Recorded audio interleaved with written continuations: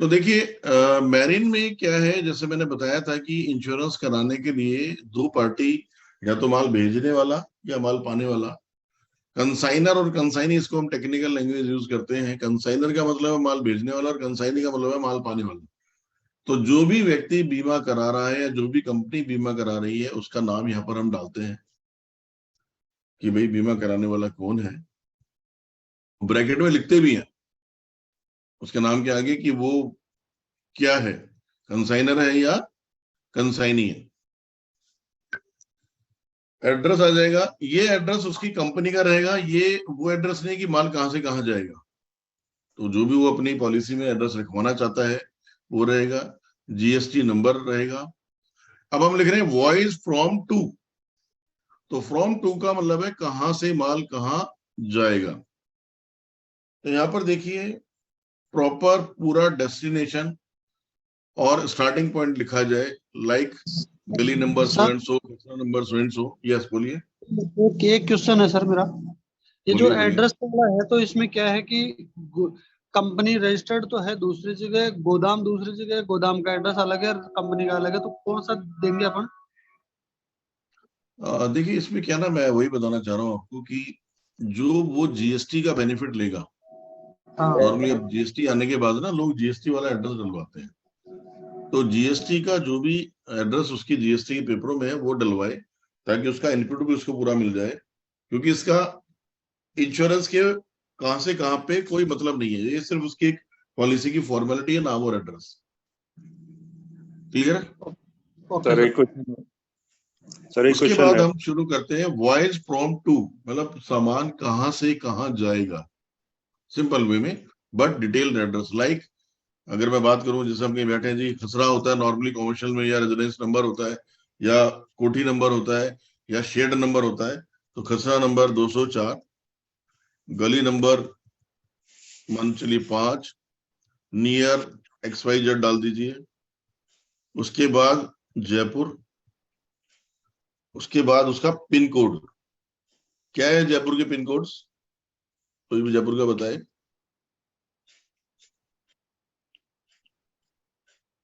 अपने आसपास का बता दो, जयपुर का जरूरी नहीं कि प्रॉपर किसी उसका जगह का बताया जाए। Sir 30-20-13 sir. 30 30-20-13। 20 20 13, ठीक है ना। तो ये प्रॉपर एक एड्रेस है कि हम यहाँ पर कर रहे हैं बीमा जहां से माल जाएगा। अब माल जाएगा कहाँ पे जी, कि जी ये ना बैंगलोर जाएगा, तो बैंगलोर में विंसर स्ट्रीट,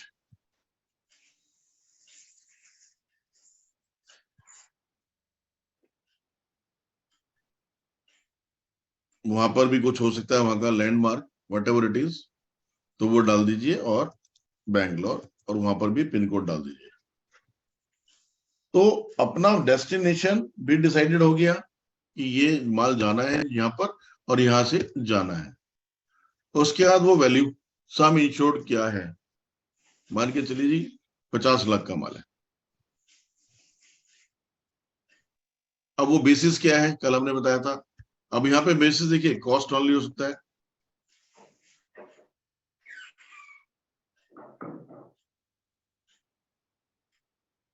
उसके अलावा कॉस्ट एंड इंश्योरेंस हो सकता है,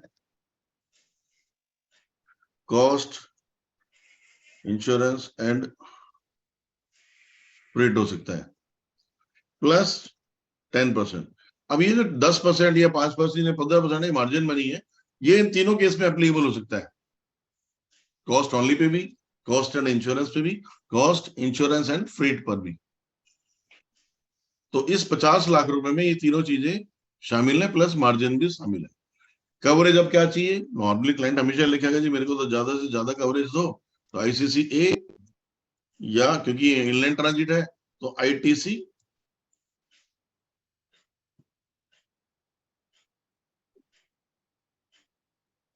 ए। अब वो कंपनी का काम है कि वो उतना आईटीसी ए उसको देगी या नहीं देगी, कवरेज क्या है, क्या आइटम है, वो सब देखकर है। वो लगते हैं जी टीवी स्क्रीन, या रेफ्रिजरेटर, या ग्लास मिरर। तो ये तीनों आइटम इस तरीके के हैं कि इनकी अलग अलग नेचर है, उस नेचर के हिसाब से वो करेंगे। अब नेचर ऑफ पैकिंग हम पूछते हैं जी पैकिंग क्या है। नॉर्मली जो कस्टमर लिखता है वो लिखता है कस्टमरी पैकिंग, मींस जो ट्रेड में चल रहा है, जो एक, या ब्रैकेट में देख लीजिए स्टैंडर्ड, मतलब जो उसका स्टैंडर्ड होता है वो होगा। बट हमें यहाँ पर उससे पूछना होगा कि स्टैंडर्ड या कस्टमरी को छोड़िए, आप ये बताइए है क्या। तो वो लिखेगा पैक्ड इन कार्डबोर्ड बॉक्सेस या पैक्ड इन वुडन क्रेट्स। आपने देखा होगा नॉर्मली जो ग्लास आता है वो लकड़ी के अंदर चिपिंग होके आता है, देखा आप लोगों ने किसी ने? यस सर, जनरेटर वगैरह भी आते हैं जैसे। है ना, तो वुडन से कवर होते हैं ताकि वो जब गिरते हैं तो लकड़ी उसका वेट लेती है। तो एनीवे आप लोग इसके ऊपर एक अपना अलग से गूगल पे भी जाके डिफरेंट पैकिंग को देख सकते हो फॉर नॉलेज कि पैकिंग किस किस तरीके से होती है। जैसे टाइल्स आती है उनकी पैकिंग अलग होती है, ग्लास की पैकिंग अलग है, उसके अलावा जो मशीनरीज आती है बड़ी बड़ी उनकी पैकिंग अलग है, जो फ्रेजाइल आइटम है ग्लास का आइटम है उसकी पैकिंग अलग है। तो ये सब चीजें आपको ध्यान रखनी है कि वो पैकिंग पूरी डिस्क्राइब की जाए। उसके बाद एक्सेस, अगर उसने ये भी लिख दिया ना स्टैंडर्ड पैकिंग वो नहीं बताने होता है ना, बीमा हम तब भी करेंगे। तब कल को अगर क्लेम आया तो वो सर्वेयर चेक करेगा क्या ये स्टैंडर्ड पैरामीटर के हिसाब से पैकिंग थी। अगर नहीं थी तो वो क्लेम रिजेक्ट भी हो सकता है या उसमें कटौती हो सकती है।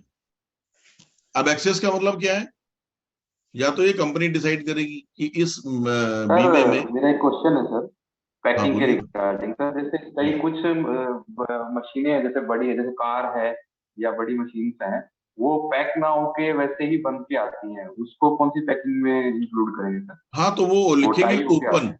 या तो वो लिखेंगे ओपन या लूज।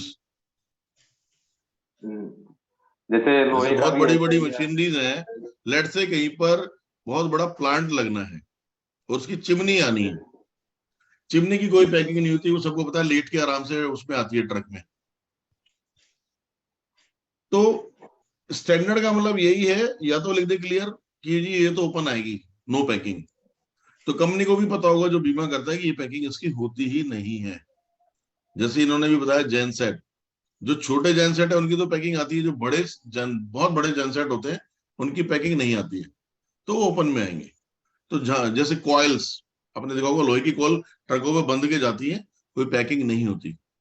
लेकिन वहां पर हमें ये देखना है कि क्या उसने वो सेफगार्ड लिए कि उसमें प्लैंक लगे हुए थे, बोल्ट टाइट थे, है ना। जैसे आपने देखा होगा पत्थर चलता है, संगमरमर या नॉर्मल पत्थर, उसकी कोई पैकिंग नहीं होती, करेक्ट। आप लोग तो राजस्थान से है ना, तो बहुत सारा चलता है ना पत्थर, इधर से उधर जाता है यस सर। है ना। लेकिन उसमें भी क्या है, जब आप वहां जाके पता करोगे तो कुछ पत्थर जो रो होते हैं उनकी पैकिंग नहीं होती, लेकिन जो पत्थर फिनिश होते हैं उनके लिए नीचे बाकायदा ब्रैकेट बनाया जाता है, उनको उससे कसा जाता है लोहे के जो बार्स होती हैं, या जिनको हम जेवड़ी बोल दीजिए हम देसी भाषा में बात करें तो, ताकि वो हिले डुले ना, क्योंकि उसकी फिनिशिंग नहीं तो खराब हो जाएगी। अब एक्सेस पे हम आगे, एक्सेस में हम बात कर रहे थे कि एक्सेस क्लॉज का मतलब है कि उस पॉलिसी में कितने रुपए तक का क्लेम, आप लोग कार का इंश्योरेंस करते हैं, टू व्हीलर का करते हैं, तो आपको एक्सेस के बारे में मालूम है। तो वहां पर पर्पस ये है कि हमारा क्लेम अगर छोटा मोटा है तो वो कंपनी उसको ना दे, या कंपनी को हर छोटे क्लेम पर सर्वे ना लगाना पड़े, या कंपनी को लगता है कि इतना क्लेम तो आएगा ही आएगा, छोटा मोटा कुछ होगा ही होगा, तो वहां पर वो एक्सेस क्लॉज लगाते हैं, लाइक 2% ऑफ सम इंश्योर्ड। आपने अगर 50 लाख का बीमा कराया है तो 2% कितना हो गया, 1 लाख रुपया, तो वो बीमा कंपनी नहीं देगी। या फिर वो लिखते हैं 5% ऑफ क्लेम अमाउंट, जितने का भी क्लेम आ रहा है। तो एक्सेस दो तरह से चलती है, either based on some insured और ऑन क्लेम अमाउंट। तो अंडरराइटर के ऊपर है कि वो ये कॉलम नॉर्मली इंश्योर्ड नहीं भरता, ये कॉलम इंश्योरेंस कंपनी का आदमी पॉलिसी में मेंशन करता है और प्रपोजल फॉर्म में उसको बताता है कि ये इतना एक्सेस में इसमें लगाऊंगा। क्लियर है जी? कोई क्वेश्चन यहां तक किसी का? Previous claim experience of last 3 years। Excess में किस मटेरियल को कंसीडर करेंगे, वो कुछ डिटेल मिल पाएगा सर?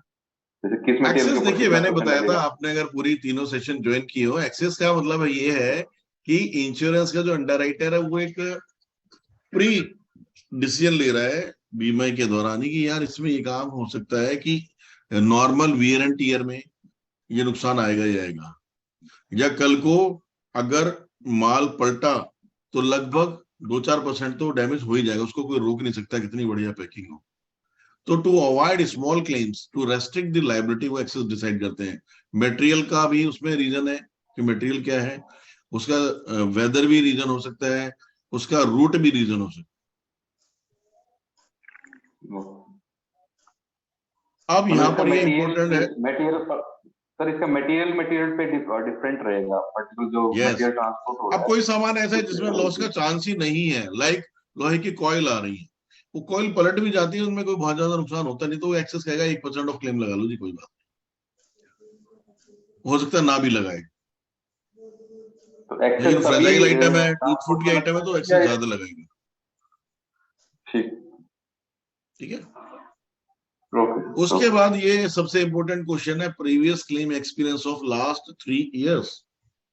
अगर वो रेगुलर क्लाइंट है जो हर साल बीमा कराता है, तो वहां बीमा कंपनी उसका 3 साल का क्लेम एक्सपीरियंस मांगती है। वहां अगर वो झूठ बोल रहा है और कल को कंपनी को इन्वेस्टिगेशन से या किसी डॉक्यूमेंट्री एविडेंस से पता लग गया कि ये तो क्लेम रेगुलर लेता है, इतने लाख रुपए के लेता है और बता नहीं रहा है, तो company can reject the claim and cancel the policy without any refund. ये एक जनरल कंडीशन होती है। Non disclosure of material fact, non disclosure of material fact है कि वो बयान जिसके ना देने से या देने से कंपनी के ऊपर इफेक्ट आ रहा है, तो वहां पर उसने अगर वो चीज छिपाई तो company can reject the claim and even cancel the policy. Clear है ये बात? क्योंकि कंपनी का जो प्रीमियम रेट है वो इस पे डिसाइड करना होगा, कंपनी ये बीमा करे या ना करे वो भी इस पे डिसाइड होगा। तो ये उसको आपने पूछना है और इसमें मेंशन करना है। अगर वो लिखता है नील, कोई क्लेम नहीं है, एक सेकेंड,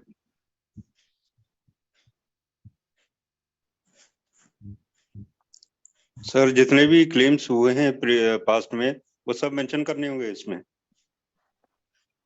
अमाउंट से मतलब है, number of claims can be different, like वो लिख दे अप्रोक्सीमेटली 8 to 10 क्लेम्स या 1 क्लेम 2 क्लेम, अमाउंट इतना। देखिए क्या होता है ना मनमोहन जी, एक क्लाइंट ने हमसे कहा मेरा 15 करोड़ का पूरे साल का बीमा कर दो। अब 15 करोड़ पे जो मेरिट में एवरेज रेट चलते हैं 2 पैसा 3 पैसा 4 पैसा 5 पैसा, बहुत अगर फ्रेजाइल है तो 10 पैसा। अगर हम हायर साइड भी लेके चलें कि 15 करोड़ पे हमने 10 पैसे का रेट लगाया, तो उसका जो प्रीमियम आता है वो 1.5 लाख रुपए आता है।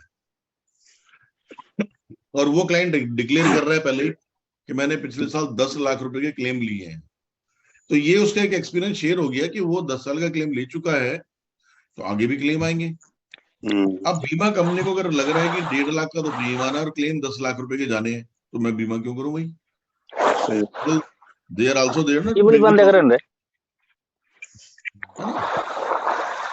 आप अपने आप को म्यूट कर लें जो बात नहीं कर रहे,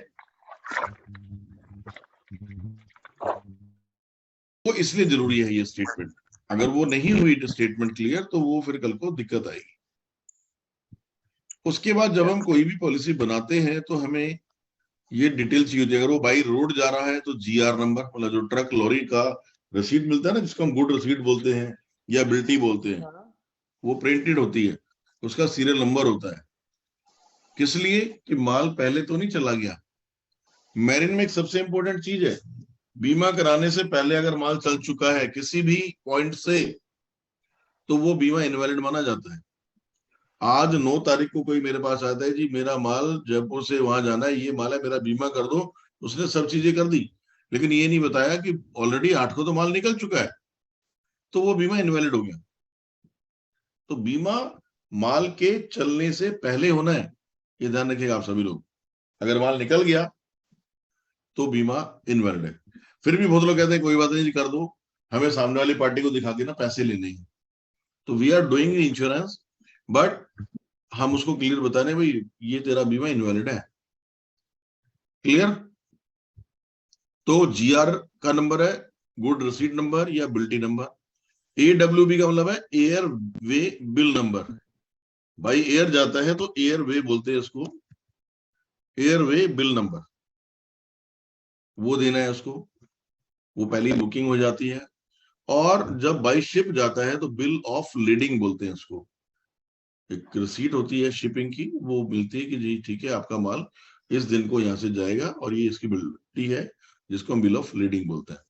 तो वो चीजें पॉलिसी में मेंशन होती हैं कि इस बिल नंबर पर या इस जीआर पर या एडब्ल्यूबी पर ये पॉलिसी इश्यू हो रही है। Then quantity of goods, numbers कितने हैं। अब बहुत सारी चीजें नंबर्स में नहीं हो सकती, किलो में हो सकती है, तो उसके लिए नीचे हमने वेट लिखा है। अगर वो चीज ऐसी है जो समझ आ रहा है जो नंबर्स में हम डिफाइन कर सकते हैं तो हमें नंबर लिखने होंगे। लाइक अगर कहीं पर ऑयल के बैरल जा रहे हैं और वो लगता है जी एक ट्रक में 500 जाएंगे तो they can mention 500 barrels of oil, तो वहां पर हम उसको नंबर लिखेंगे कि हमारा 500 ये गिनती है, ताकि कल को कोई लॉस हो तो वो सर्वेयर गिन पाएगी ये तो 400 ही पहुंचे हैं शॉर्ट डिलीवरी में, या नॉन डिलीवरी में पूरा ही माल गायब होगा। गाड़ी पलट गई तो कुछ लोग बैरल लेके जा सकते हैं, तो वो सर्वे उसको वेरीफाई करेगा। ऐसे ही net weight and gross weight of package. Net weight and gross weight का मतलब समझ रहे हैं आप? नेट वेट का मतलब है सामान का खुद का वजन जो सामान पैक्ड है, और ग्रॉस वेट का मतलब है सामान प्लस पैकिंग मटेरियल का वजन, इंक्लूडिंग पैकेज। Got it? तो quantity is also very important, कि क्या माल जा रहा है, वेट क्या है, कितने किलो का है। देन वो जो माल है उसकी इनवॉइस नंबर क्या है, मतलब जब हम कोई माल भेजते हैं तो उसकी बिल बनाते हैं ना, बिल नंबर या इनवॉइस नंबर, वो हम इसमें मेंशन कर रहे हैं कि ये invoice number so and so dated so and so of फला फला कंपनी इस डेट की है। उसके बाद है, अभी हमने 1-2 दिन पहले जब डिस्कस किया था कि कई बार माल जब इंटरनेशनली बाहर से आता है और पोर्ट पे आ जाता है, और बीमे का टर्म्स ये कहता है कि वो जिम्मेदार है सिर्फ पोर्ट तक के लिए या इंडियन पोर्ट तक के लिए, तो वो फिर चाहता है कि मेरा बीमा वहां से मेरे शहर तक जहां मेरा डेस्टिनेशन है वहां तक आ जाए। तो हमने बोला था या तो वो आपको सिर्फ और सिर्फ बेसिक कवर देगा, अगर ऑल रिस्क कवर चाहिए तो वहां पर इंस्पेक्शन होगा। तो ऐसे केस में अगर क्लाइंट चाहता है कि इंस्पेक्शन मुझे कराना है तो port of examination with complete address वो देगा कि मेरा माल बॉम्बे पोर्ट पे पड़ा है, कलकत्ता पोर्ट पे पड़ा है, या बेंगलोर में है, या कहीं और है। तो ये मैंने आपको ब्रीफ किया अबाउट दी प्रपोजल फॉर्म, ये आपको हम शेयर कर चुके हैं, ये आप अपने पास रखें, और आपको जो भी कोई क्वेरी इसमें रहती है तो बैठकर उसको समझें। तो now we are open for discussion. हमारे पास पूरे 8 मिनट है। अब मुझे कुछ नहीं बोलना है मेरिन के बारे में, मैं पूरा कर चुका हूं। अब आप लोगों का टर्न है, 8 मिनट आप लोग लें। आपको जो भी कुछ पूछना है, समझना है, पीपीटी भेजी थी उसमें कोई परेशानी है, कुछ समझने वाली बात है, हिंदी में कुछ लोगों ने रिक्वेस्ट किया था, वो मैंने ऑलरेडी बनाने के लिए दे दी है। Within a day to Hindi बनती है, मैं हिंदी वाली भी शेयर आप लोगों से करूंगा। सर ये लास्ट वाला पॉइंट एक बार वापस बताइए, पोर्ट ऑफ एग्जामिनेशन क्या होता है? देखिए जैसे मैं आपको बताता हूँ, मान के चलिए कि किसी का कोई सामान लंदन से आ रहा है बाई सी, और वो जो इंश्योरेंस का कॉन्ट्रैक्ट है वो कहता है कि जी लंदन से लेकर और बॉम्बे पोर्ट तक वो कवर रहेगा। बॉम्बे पोर्ट पे आके इंश्योरेंस हो गई खत्म। अब बॉम्बे से वो माल आना है नोएडा, बीमा खत्म है, क्योंकि पोर्ट पे माल पड़ा है तो बीमा कंपनी को भी नहीं मालूम वो माल पहले से डैमेज तो नहीं है। तो वहां पर वो कहती है ठीक है जी अगर आपको बीमा कराना तो मैं सिर्फ आपको फायर और एक्सीडेंट का रिस्क दूंगी, बाकी आप ले आओ, कोई दिक्कत नहीं, क्योंकि दोनों चीजें विजिबल रहेगी। एक्सीडेंट होगा तो क्लेम देंगे, आग लगेगी तो देंगे। बट क्लाइंट चाहता नहीं जी कल को टूट फूट हो जाए वो भी कवर हो जाए, चोरी हो जाए वो भी कवर हो जाए, रोड कल को कोई जा रहा है जब माल रोड से तो ट्रक हाईजैक कर ले वो भी कवर हो जाए। तो फिर बीमा कंपनी कहती है पहले हम उस सामान का वहां पर इंस्पेक्शन कराएंगे कि वो सामान सही है या नहीं है। तो इसलिए वो इंस्पेक्शन उस पोर्ट पे होगा, तो यहाँ पर उसको हमें देना डिटेल कि पोर्ट ऑफ एग्जामिनेशन क्या रहेगा, मतलब कहाँ पर वो माल का सर्वे होगा। Clear? Yes sir. Good morning, एक क्वेश्चन था मेरा या सर। इसमें जो जैसे ये आपने प्रीवियस क्लेम का एक्सपीरियंस जो 3 इयर्स का बताया है, यस इसमें अपन को डॉक्यूमेंट्स देना है या कि अपन वर्बली बता सकते? नहीं, डिक्लेरेशन, ओनली डिक्लेरेशन। डिक्लेरेशन मतलब सिंपल पेज पे? सिंपल इसी में लिखो, उससे नीचे साइन करो। देखो यही जो फॉर्म है जो भी मैंने लिखा है आपके सामने, ये अभी क्या होगा, इसके नीचे एक लाइन आएगी ब्रैकेट में डाल के, सिग्नेचर ऑफ इंश्योर्ड। तो ये वो डिक्लेरेशन ही होगी ना। ये फॉर्म उसने भरवाया या आपने भरा और फिर उसने साइन और सील लगाई, तो वो कह नहीं सकता ना जी मैं तो झूठ बोल रहा हूँ या मेरे को पता नहीं था। तो any document sign by the insured is a valid proposal form. ये कोई हाथ उठा रहे हैं सुरेंद्र जी, बोलिए। सर जैसे कि मान लो किसी कंपनी ने अपने कोई कपड़े का व्यापार है और उन्होंने ट्रांसपोर्ट से एक जगह से दूसरी जगह बुक करवाया और ट्रांसपोर्टर ने गलती कर दी कि उसमें कोई जैसे लिक्विड आइटम साथ में लोड करवा दिया और वो कहीं दोबारा बोलना, सॉरी दोबारा बोलना एक बार। जैसे कि किसी ने कोई कंपनी में अपने कपड़ों का काम था तो उन्होंने कपड़े मंगवाए कहीं से और ट्रांसपोर्टर ने गलती कर दी कि कोई लिक्विड आइटम कहीं से वो लोड करवा दिया, जैसे कि बीच में पेंट हो रास्ते गया। में। हाँ जी, और वो कहीं लीक और उसके कपड़े खराब हो गए, तो उसके लिए जिम्मेवार कौन रहेगा, ट्रांसपोर्टर या कंपनी? ट्रांसपोर्टर। क्योंकि बीमा कंपनी के तो प्रीमियम क्लेम आया नहीं ना, वो तो ऑयल से डैमेज हुआ, वो पॉलिसी में कवर ही नहीं है।